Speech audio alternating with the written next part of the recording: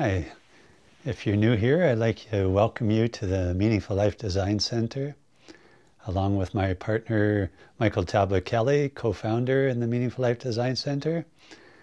I'd like to share with you a little bit of our philosophy here. If you're a busy professional, we help you to thrive with genuine vitality, soulful relationships, and clarity of purpose, realizing more meaningful and prosperous lives. What we call the old map of success versus failure is often a paradigm that's running us busy professionals at a certain stage of our life. So we've crafted a philosophy of journeying from the old map to the new map of meaning and prosperity. When we're going on a journey, it's helpful to know where you are on the map. And so one helpful maturation line of development that we use is 4 different phases over a lifetime. The first phase is the magic and play of childhood. That's the center of gravity for that phase is of being. The second phase is the mastery and power of young adulthood. And the center of gravity there is more about doing.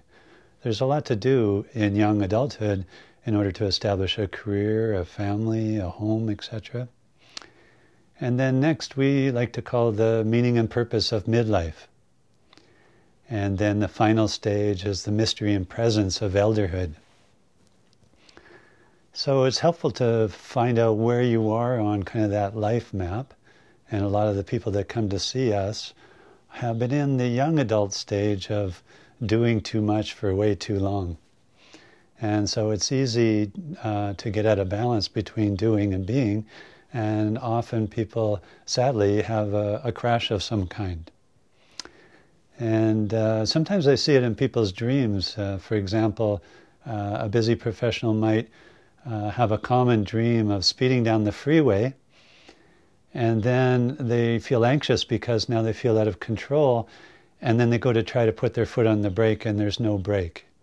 So there's a real panic that sets in, and then they wake up, quite in an anxious state. Well, the dream is symbolic that our foot is always on the gas, so we're always doing more and more and more. And of course the culture really supports that in many ways. And the brake symbolizes our ability to stop and to relax and just to rest into being. So often this a busy professional will give us a call with this real lack of balance in their life. And sometimes it can affect their work where they're lacking a sense of meaning. It might become boring, or it's just not fulfilling anymore.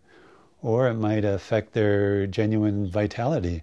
Maybe they've had to self-medicate, or they've had to find other ways to keep stimulated, like having like a caffeine boost in the middle of the day, for example.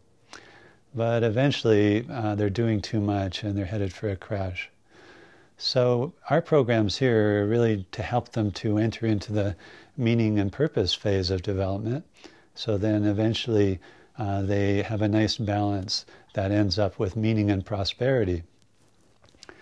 We've outlined an 8-stage model of transformation that we work with people around.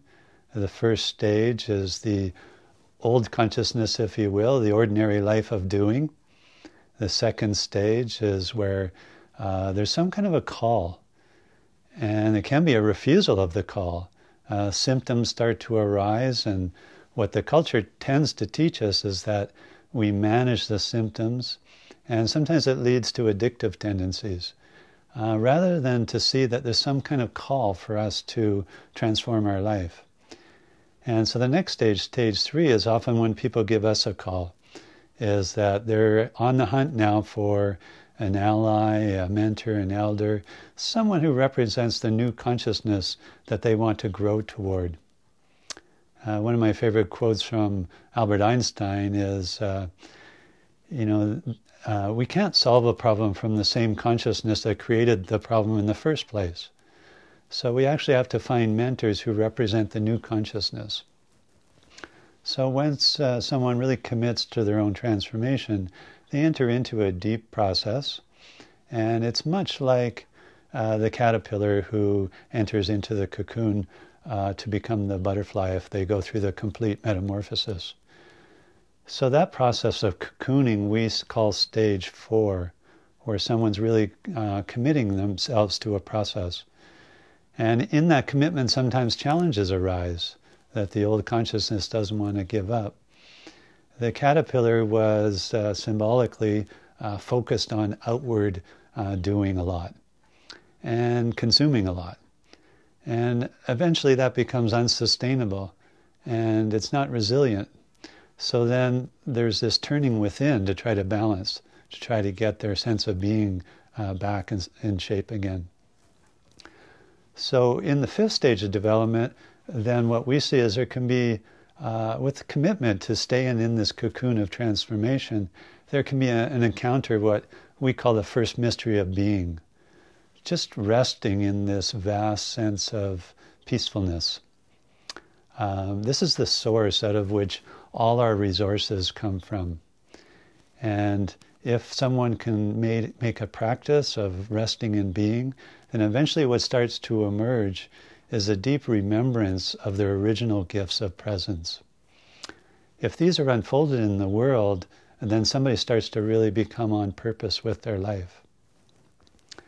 Now we help someone to have a program to try to manifest their purpose towards some sort of meaningful need that they see in the world.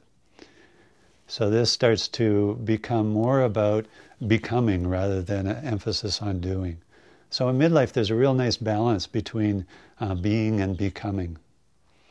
In the 7th stage then we see there's an arc of return where they come back home again.